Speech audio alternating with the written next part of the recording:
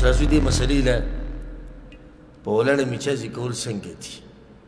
دا حدیثونه خو تاسو واورېدل څو دا درېیم دی ښه په ولاړه میچازي کول او په ناسته میچازي کول دې کې څه شک نشته چې په ناسته باندې میچازي کول دا غوره دي او د پیغمبر صلی الله علیه وسلم همیشه طریقه هم دقه وه چې هغه به په ناسته باندې میچازي کولې او په ولاړه باندې میچازي کول کله ناکله جایز دي درې شروطو په رڼا کې اولنی شرط د دې نه به عادت نه جوړی دا نه چې همیشه په ولاړه میچازي کوي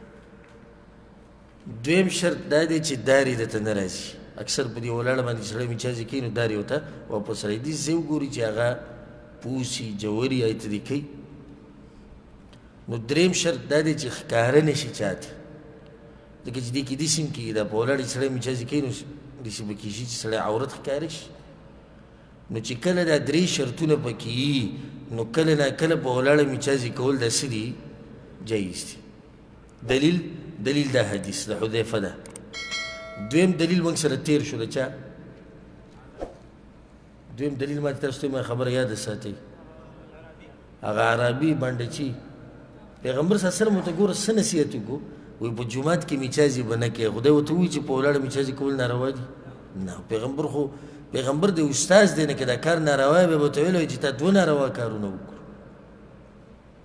دریم دلیل دا دی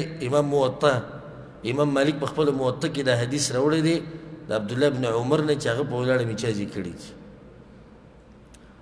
عمر رضی الله عنه زید بن ثابت عبدالله بن عمر سهل بن سعد انس بن مالک علي بن ابي طالب ابو هريره رضی الله عنه اجمعین او نور صحابه کرام د هغوی نه داسې روایت نقل لي او بعضو نه افعال نقل لي چې په ولاړه میچازي کول دا روا دي بعض یو دلیل ذکر کوي د عایشه رضی الله عنها روایت دی او صحیح روایت دی هغې کې دا دي وایي تاسو ته چې څوک ووایي چې پیغمبر په ولاړه میچازي کړي دي نو دی دروغ وایي هغه چېرته په ولاړه میچازي نه دي کړي و دې حدیثونو کې ټکراو دی که نه دی حذیفه څه وایي وایي کړي دي او عایشه څه وایي نه دي کړي اوس څه وکړو هغه مولیان کوم چې وایي چې دا بلکل ناروا دي هغوی دغه دلیل ګرځولی ښه نو هغوی ته موږ وایو چې دغه دې دلیل وګرځو نو دې سره څه کوې دې له هغوی بیا قینچیانې ورسره شتي که نه څه کار به پکې وکړي خبره به ځان ته سیټ کړي او دغه له راځو دې مسلو دا دواړه حدیثونه موږ جمع کولی شو او هغه داسې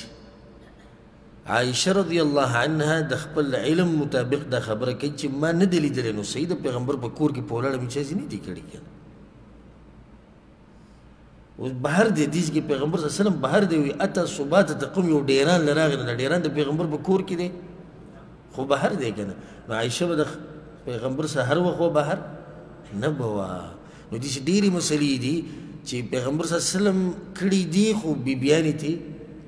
نه دي خبر او داسې ډېرې خبرې دي چې بیبیانې ترې خبر دي او بهر ته صحابه کرام نه و خبر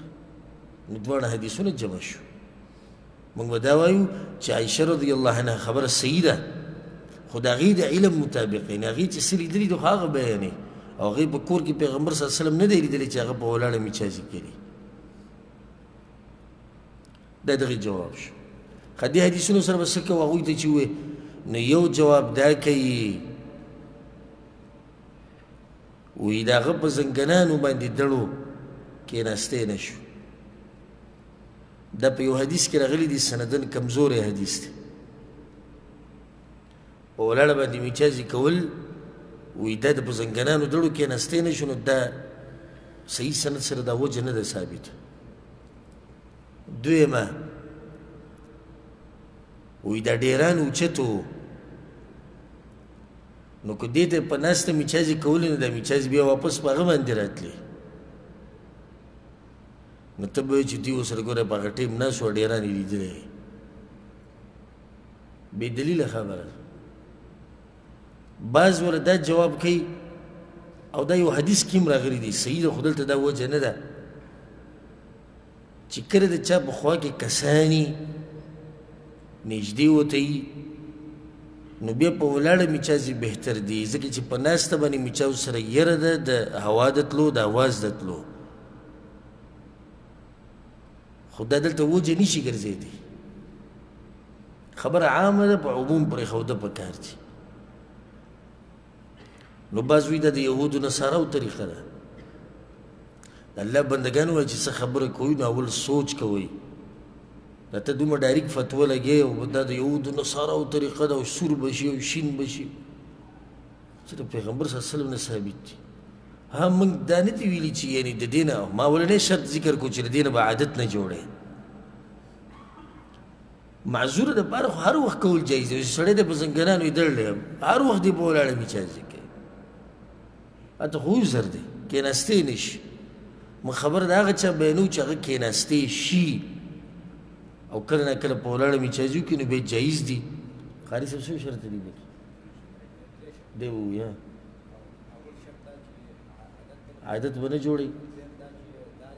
دا دې ورته نه کي دریم دا چې عورت یې ښکاره نه شي نو که د دې درې شروطو لحاظ دې وساتو نو بیا په ولاړه میچازي کول دا څه دي جایز دي والعلم عند الله